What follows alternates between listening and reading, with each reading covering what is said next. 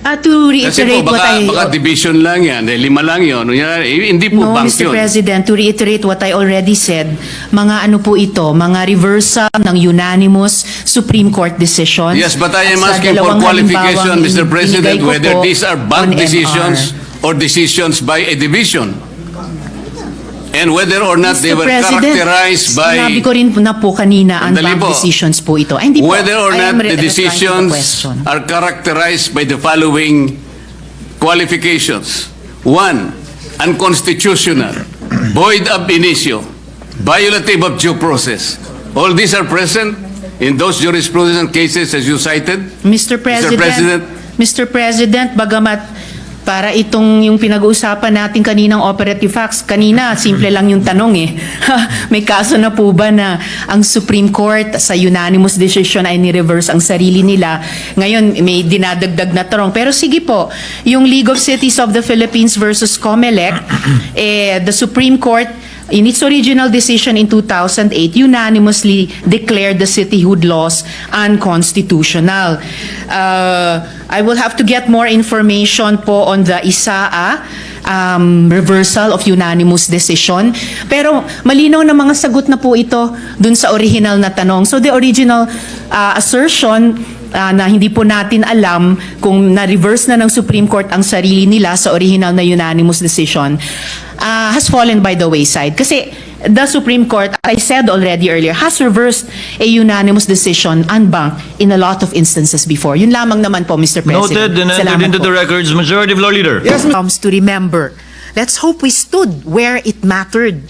That even in the face of doubt, we did what was right and just. With deep respect for the Supreme Court and all institutions of our country, Mr. President, I therefore second the motion to table the motion to dismiss the impeachment complaint until the decision of the Supreme Court has attained finality. Salamat po, Mr. President. Mr. President, quick Noted reaction. and entered into the records. Senator Marcoleta. Mr. President, unang-una, yung sinabi ko pong speculative, sapagkat it was not based on my own speculation. It was based on my long practice as a litigation lawyer. Wala pa po akong nakitang isang unanimous decision. Ewan ko lamang po kung merong magbo-volunteer ngayon na abogado in the last 40 years na sinasabi ang isang unanimous decision na ang karakter niya ay sinabi na ab initio, void ab initio, unconstitutional, violative of due process. Maybe if we can speculate that all the members of the Supreme Court after the filing of the motion for reconsideration will resort to their worst,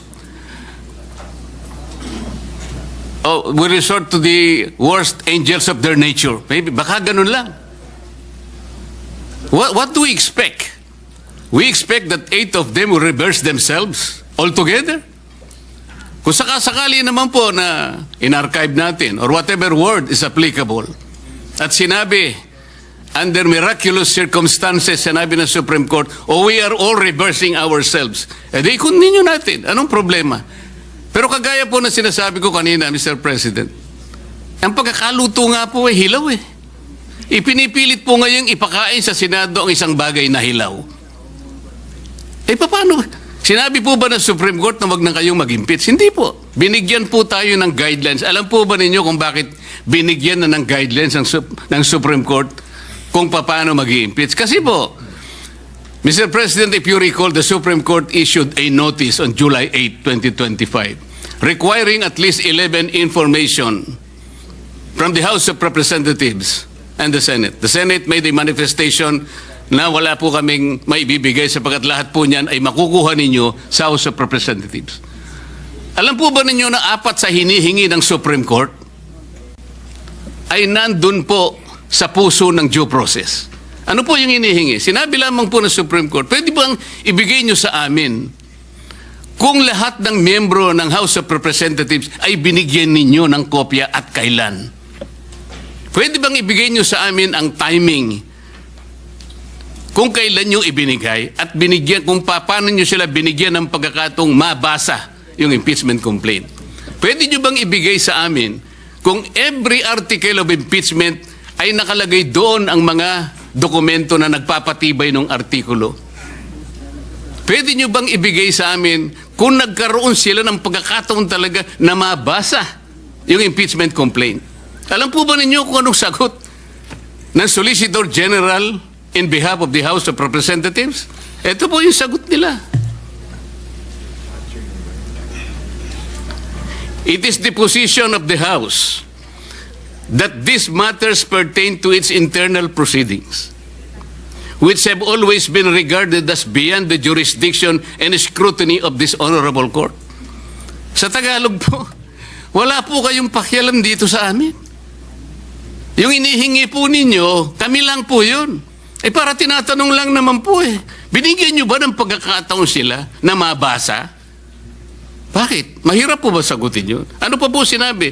This is especially because the matters referred to the preparation, circulation, and perusal of the impeachment complaint as well as its attachment are not governed by specific constitutional provision or the House rules. So dahil po wala sa Constitution at wala rin po sa House rules, ano po yun? Wardi-wardi na lang. So ibig sabihin talaga, kaya po pala ang dami kong kasama doon, wala talaga silang kopya. Ako nga po hindi nabigyan Bakit hindi po kinakailangan bigyan lahat? Baka sakaling, malay po ninyo, baka pumirma ako, hindi ba?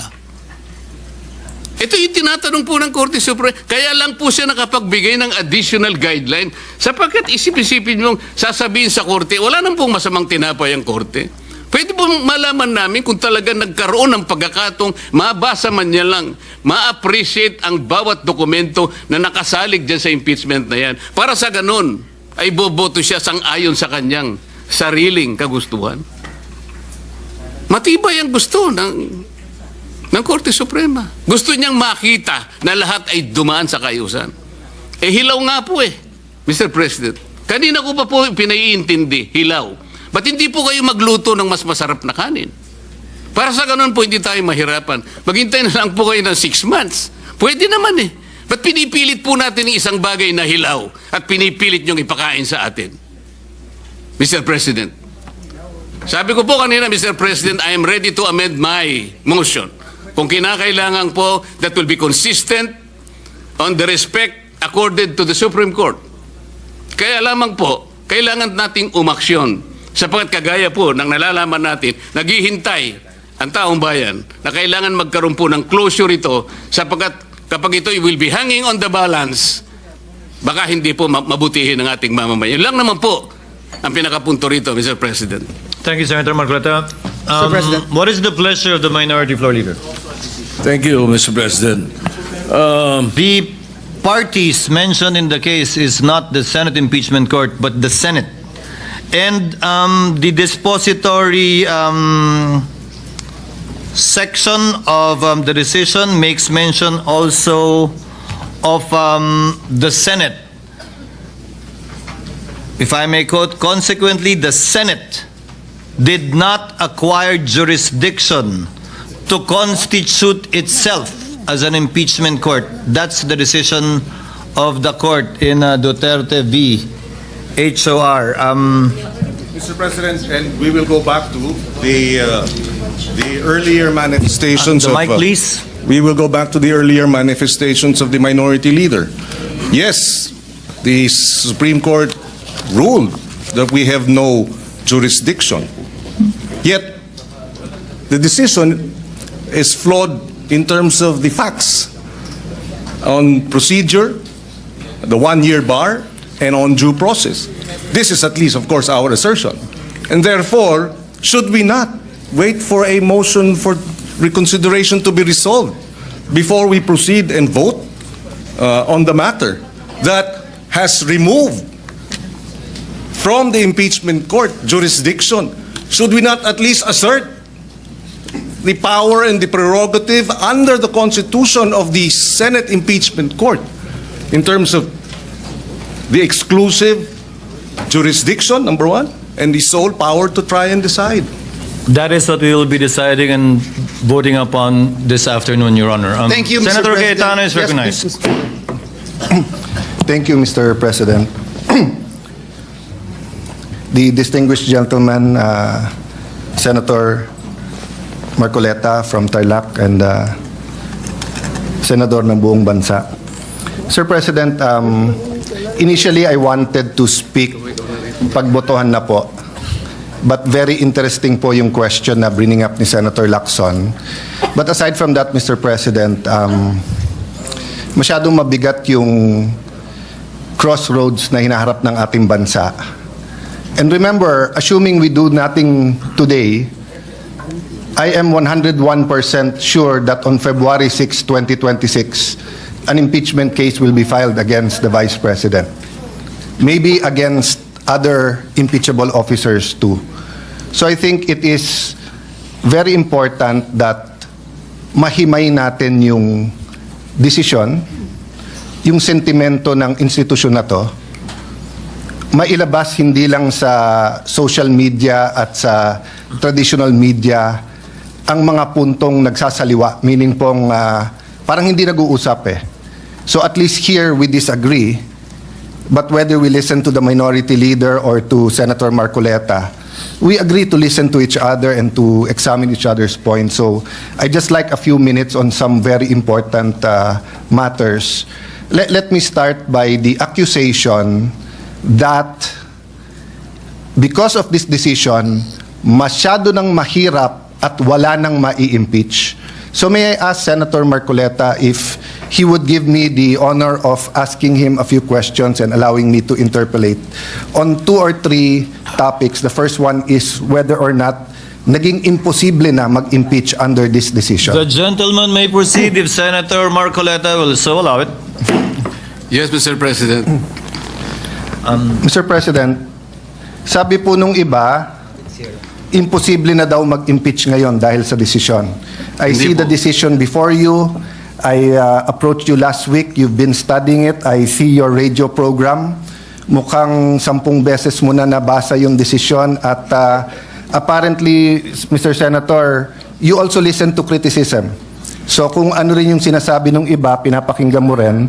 In your view, may I take note first, Mr. President, that I am glad that the Senator made a distinction na he is for the rights of everyone. He was adopted by PDP and ran with a particular party, but he is not a member of the Duterte bloc. Am I correct there? Technically speaking, Mr. President, I am not a member of the PDP, but I admit that I was adopted and I ran in unity with some of the parties of the PDP candidates at the time. The point I'm going at is like, I was a cabinet member in the Duterte administration, but I have not talked to the Vice President. I ran as an independent in 2022, so I speak now as a senator and not as a partisan. I assume the same, Your Honor. Yes, that Mr. President. you're giving your own personal opinion as Senator Marcoleta, not as a partisan. Of course, I assume that for everyone here, no, regardless of our position. So, Mr. Senator, sa iyong paghimay ng desisyon, sa tingin mo ba imposible na ngayon mag-impeach ng isang impeachable officer?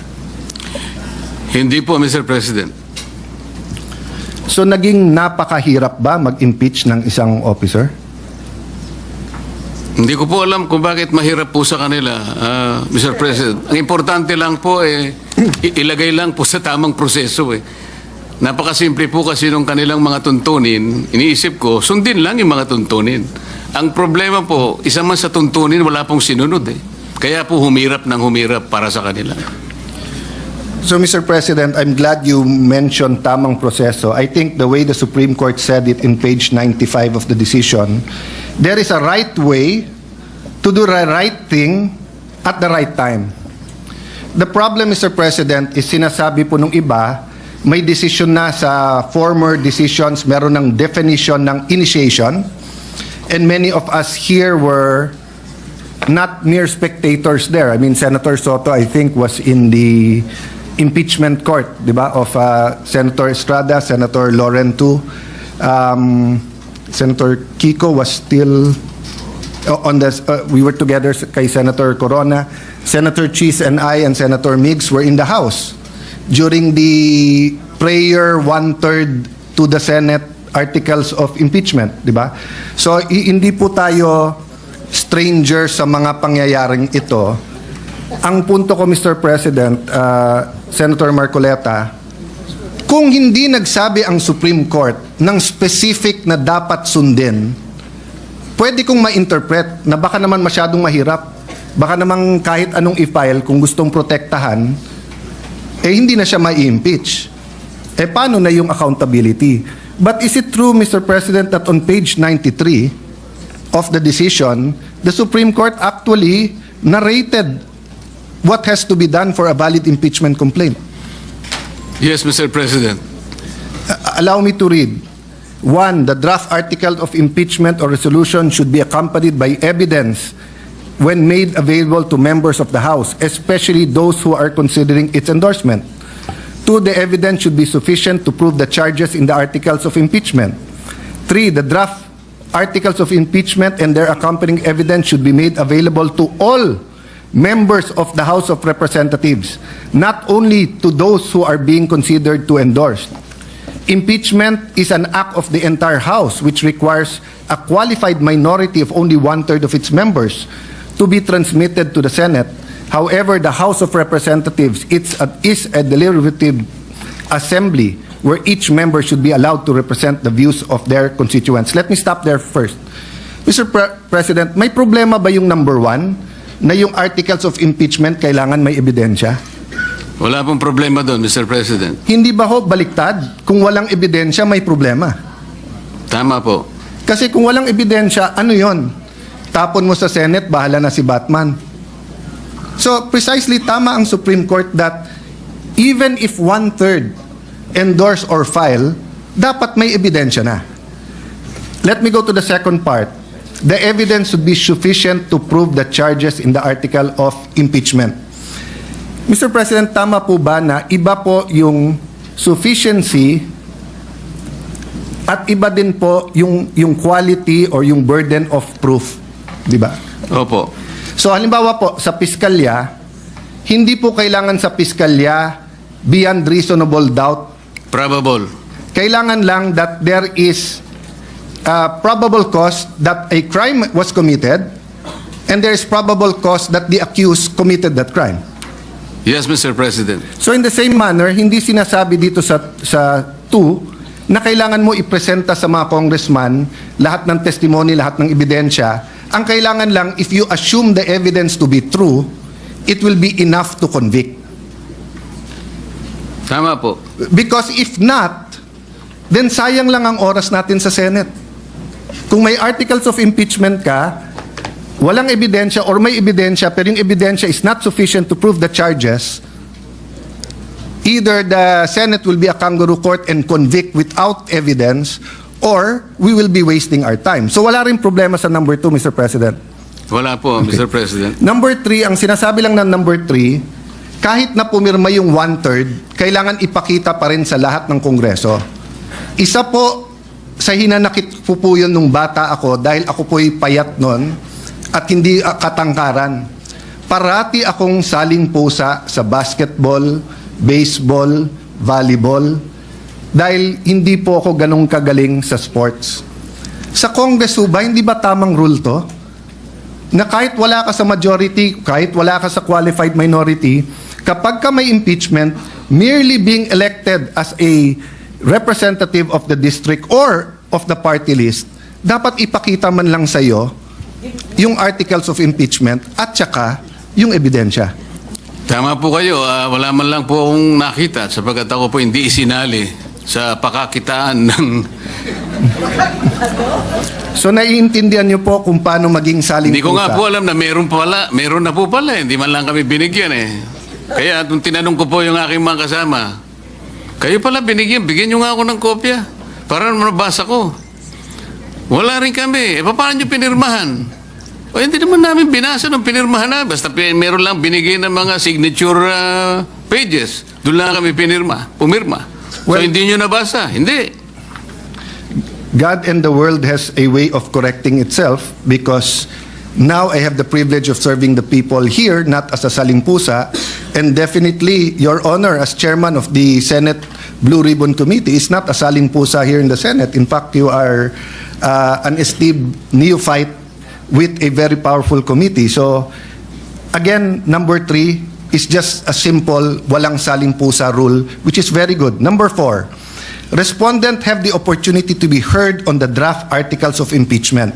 Hindi ko na po babasahin dahil mahaba, pero basically ang sabi ng Supreme Court dito, hindi naman kailangan pumunta doon ang Vice President. Pwedeng through pleadings.